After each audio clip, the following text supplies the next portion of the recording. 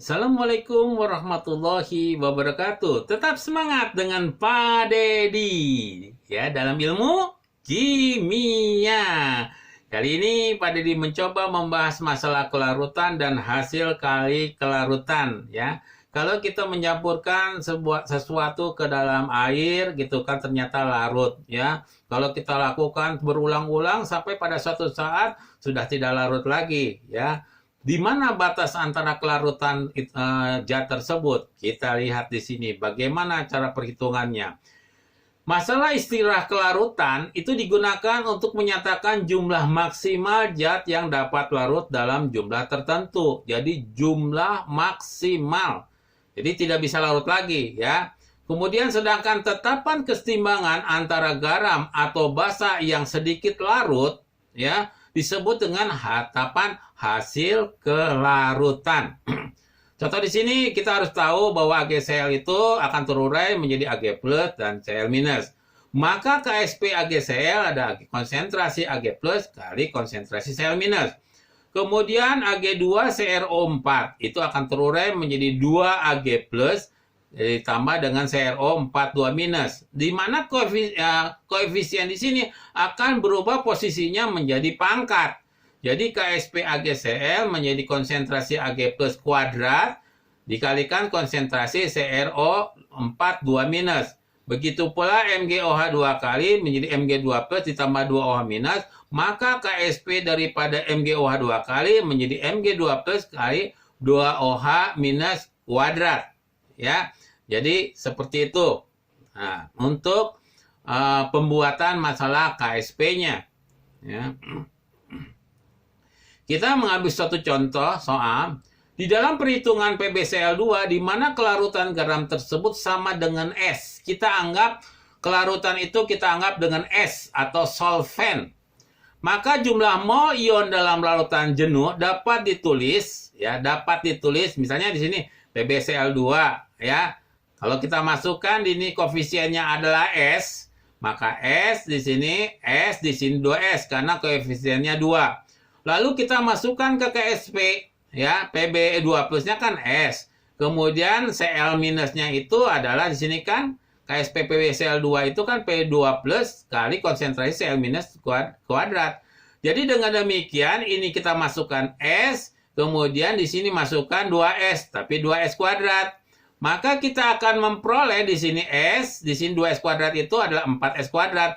Jadi KSP PbCl2 menjadi 4S pangkat 3. Ya, kalau ini dilarutkan dalam air. Ya, jadi dengan demikian rumusan-rumusan tersebut, ya, rumusan tersebut itu dapat kita jelaskan, ya, dapat kita jelaskan secara umum bahwa S sama dengan ya S sama dengan A ditambah B akar KSP per A kuadrat dikalikan dengan B kuadrat. Nah di sini ya kita lihat A-nya berapa, PB-nya ada berapa, 1, Cl-nya adalah 2. Berarti boleh kita katakan 1 tambah 2 akar KSP 1 pangkat 1 kali 2 pangkat 2. Jadi dengan demikian ini adalah 3 akar KSP per 4. Ya, KSP per 4. Jadi ini bisa kita gunakan rumus umum ini. Ya, kalau nanti berapa KSP-nya? Tinggal aja. Ya, tinggal aja nanti di sini S-nya supaya akarnya hilang menjadi pangkat 3. Kemudian 4-nya pindah jadi 4S pangkat 3 KSP. Ya, jadi kalau misal ini dilarutkan dalam air. Lebih jelasnya kita lihat dalam contoh. Ya, dalam contoh soal, ya. Diketahui KSP CaF2 sama dengan 10,8 kali 10 pangkat minus 11. Tentukan kelarutan CaF2 dalam air. Dalam air, ya. Kita berfokuskannya dalam air, ya. Ya, tentukan juga konsentrasi Ca2+ dan F- pada keadaan jenuh, ya. Jenuh. Kemudian berapa gram 100 ml larutan garam CaF2 yang terlarut, di mana kita ketahui massa molekul reaktif CaF2 adalah sama dengan 78. Ya, bagaimana kita menjawab soal tersebut? Ya, Oke, ya. Santai-santai saja.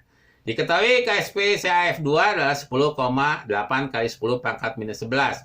Kelarutan garam CaF2 dalam air, ya, dalam air, kita lihat bahwa CaF2 menjadi Ca2 plus ditambah 2F minus. Atau mungkin mudahnya di depan Ca ada angka berapa nih? Nggak ada angka, berarti 1. Di depan F2, berarti 1 tambah 2. Jadi boleh S sama dengan 1 ditambah 2 akar, gitu kan? Akar, kemudian KSP-nya 10,8 kali 10 pangkat minus 11 dibagi 1 pangkat 1, 2 pangkat 2, sama dengan 4. Jadi 10,8 ya, 10,8 atau mungkin saja 108 lah. Kalau di sini 108 berarti ini 10 pangkat minus 12. 108 bagi 4 berarti 27. Nah, 27 akar 3 berapa? Ini kan 27 itu akar 3 kali 3 kali 3. Gitu kan? 3 kali 3, 9. 9 kali 3, 27. Berarti 3. Nah, pangkat di atas ini kita bagi 3. Jadi dari 12 bagi 3 berarti 4. 3 kali 10 pangkat minus 4 mol per liter. Jadi kelarutan CaF2 dalam air adalah 3 kali 10 pangkat 4 mol per liter. Ya, itu kelarutannya. Ya, jadi kelarutannya ini dalam konsentrasi molar nih seperti ini. Ya, kemudian berikutnya lagi tadi dikatakan berapa konsentrasi Ca2 plus, ya, dan berapa F minus. Nah, ini kan diurai Ca2 plus, ya, S, gini kan, Ca2 plusnya adalah S, gitu kan, kemudiannya adalah 2S, di mana S-nya itu kan tadi perhitungannya adalah 3 kali 10 pangkat minus 4 nih. Maka karena di sini konsentrasi sama dengan CaF2 berarti tetap 3 kali 10 pangkat minus 4. Tetapi di dalam F minus ini adalah 2 kali. Berarti dikalikan 2 menjadi 6 kali 10 pangkat minus 4 mol per liter. Ya, maka kita sudah bisa menjawab untuk yang kedua. Kemudian yang ketiga. Ya, nah kan kita tahu nih dalam 1 liter CaF2 ini terdapat 3 kali 10 pangkat minus 4 mol. Sekarang bagaimana kalau dalam 100 ml? Ya udah, 1 liter kan sama dengan 1000 ml. Berarti 100 dibagi 1000 kali 3 kali 10 pangkat minus 4. Jadi ini merubah ya dalam 1 liter. Ya, tadinya ini tuh dalam 1 liter terdapat CaF2 yang terlarut adalah 3 kali 10 pangkat minus 4 molar dalam 1 liter. Kalau dalam 100 ya udah 100 per 1000. Ya, jadi 1 liter itu sama dengan 1000 ml. Nah, kita peroleh 3 kali 10 pangkat minus 5 dalam 100 ml. Kan ditanyakannya gram ini, ya. Tanyakannya adalah gram. Jadi massa CaF2 bagaimana? Ya, molnya itu kita kalikan dengan massa molekul relatif. Kita tahu dalam soal itu 78, maka 3 kali 10 pangkat minus 5 dikalikan 78 sama dengan 234 kali 10 pangkat minus 5 gram.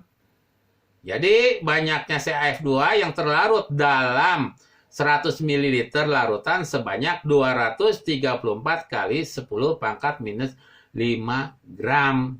Nah, ya. Oke, itu untuk contoh soal yang pertama. Ya, kita coba dengan contoh soal yang kedua. Ya, diketahui KSP. Ya, MgOH 2 kali 3,2 kali 10 pangkat minus 12. Di mana log 4 sama dengan, dikasih tahu nih, log 4 sama dengan 0,602. Tentukan pH jenuh MgOH 2 kali. Jadi ditugaskan untuk mencari pH-nya bagaimana. Kalau tadi kan tidak ditanyakan pH berapa gram tuh ya. Kemudian konsentrasinya. Oke, ya. Kita karena di sini masih dilarutkan di dalam air, maka kita boleh menggunakan rumus yang tadi. Bahwa S sama dengan Mg dikalikan 1, di sini 2, ya, jadi 3. Ya, 1 ditambah 2 jadi 3. Ya, 3,2 sama persis dengan soal nomor 1. 3,2 kali 10 pangkat minus 11 per 4. Ya, di sini akhirnya ya di sini kita pindah di sini jadi 10 pangkat minus 12. Jadi 32 bagi 4 8. 8 kali 10 pangkat minus 12. 8 itu 2 kali 2 kali 2. Ada 3 kali nih, berarti 2 kali 10 pangkat minus 4. Jadi kita tahu nih harga S-nya adalah 2 kali 10 pangkat minus 4. Nah, dari persamaan MgOH 2 kali, ya, MgOH 2 kali, bahwa kalau di sini S, di sini S, di sini 2S, sesuai dengan koefisiennya. Nah, di sini harga OH minus itu sama dengan 2S. Ya, OH minus itu sama dengan 2S. Maka dengan demikian, gitu kan, 2 kali, tadi S-nya berapa? 2 kali 10 pangkat minus 4. Maka 2 kali 2, 4 kali 10 pangkat minus 4. Ya, karena di sini OH-nya, maka POH sama dengan 4 min log 4. Atau sama dengan juga 4 log 4-nya tahu nih, dikasih tahu. 0,602. Jadi 4 min 0,602 sama dengan 3,398. Jadi pH-nya yang 14 dikurangi 3,398 sama dengan 10,602. Jadi kita akan mengetahui pH jenuh MgOH 2 kali adalah 10,602. Asik kan? Kita mempelajarinya untuk hasil kali kelarutan. Oke, coba kita yang ketiga ada yang terakhir lah di sinilah. Ya, di sini pH jenuh MOH 2 kali sama dengan 9. Tentukan KSP MOH 2 kali. Ya, pH-nya di sini 9.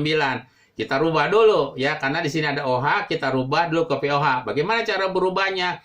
Ya, rubahnya ya di pH 9 ya POH 14 kurang 9 sama dengan 5. Kalau OH-nya sama dengan 5, berarti konsentrasi OH minusnya sama dengan 10 pangkat minus 5. Jadi tergantung di sini pangkatnya. Kalau di sini, Pak, kalau di sininya 7, ya 10 pangkat minus 7 lah, gampangnya seperti itu. Nah, kita punya rumusan MOH 2 kali turunnya menjadi M2 plus ditambah 2 OH minus. S 2S. Ya, udah kita tahu bahwa OH minus itu sama dengan 2S. Ya, 2S. Berarti S sama dengan setengahnya. Kita pindah ke sini. S sama dengan setengah OH minus. Di mana S itu, OH minus itu 10 pangkat minus 5. Jadi setengahnya. Jadi boleh kita menulis S itu sama dengan 5 kali 10 pangkat minus 6. Ya, S-nya.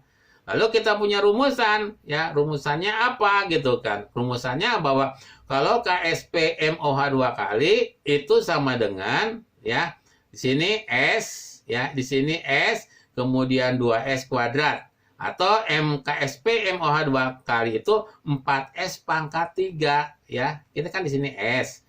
Ya, S kemudian kali 2S kuadrat di sini. Ya, karena diberikan dengan koefisiennya. Maka KSP MOH 2 kali itu sama dengan 4S pangkat 3. Nah, sekarang kita masukin angkanya. 4. Nah, kemudian OH minusnya berapa tadi? 5 kali 10 pangkat minus 6. Kalikan di sini 5 kali 10 pangkat minus 6. Pangkat berapa? Pangkat 3. Jadi 4 kali 125 kali 10 pangkat minus 18. Ya, sama dengan 500 kali 10 minus 18 atau 5 kali 10 minus 16. Jadi KSP MOH 2 kali adalah 5 kali 10 pangkat minus 16. Itulah penjelasan Pak Dedi masalah kelarutan dan hasil kelarutan. Mudah-mudahan apa yang Pak Dedi jelaskan dapat kalian pahami. Cukup sekian dulu dari Pak Dedi. Assalamualaikum warahmatullahi wabarakatuh.